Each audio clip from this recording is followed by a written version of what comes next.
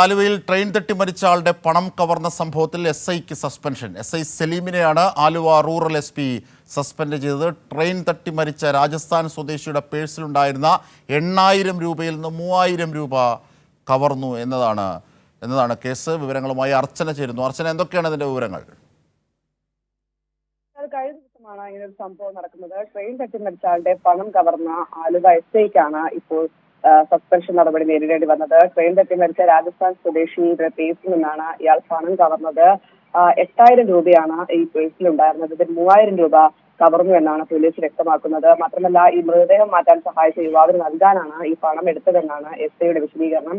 എന്നാൽ പോലീസ് ഇത് നേരത്തെ തന്നെ ഈ പണം എണ്ണിത്തിട്ടപ്പെട്ടിരുന്നു. ഇതിൽ നിന്ന് 3000 രൂപ കവർന്നതോടെ പോലീസ് CCTV ദൃശ്യങ്ങളും പരിശോധിച്ചതോടെയാണ് ഇദ്ദേഹം പണം എടുത്തതായി വ്യക്തമായത്. ഇതിനെ തുടർന്നാണ് ഇത്തരത്തിൽ ആലുവ പോലീസ് സ്റ്റേഷനിലെ SI സലീമിനെ റൂറൽ SP സസ്പെൻഡ് ചെയ്തത്. എന്തായാലും ഈ നടപടിയിൽ അദ്ദേഹം നൽകുന്ന വിശദീകരണം ഇതാണ്. മൃതദേഹം മാറ്റാൻ സഹായിച്ച യുവാവിന് നൽകാനാണ് ഈ പണം എടുത്തതെന്നാണ്. എന്നാൽ ഇത്തരത്തിൽ കൃത്യമായ തെളിവുകളുടെ അടിസ്ഥാനത്തിലാണ് സസ്പെൻഷൻ നടപടി എന്നാണ് റൂറൽ SPയുടെ ഭാഗത്തു നിന്നുള്ള വിശദീകരണം.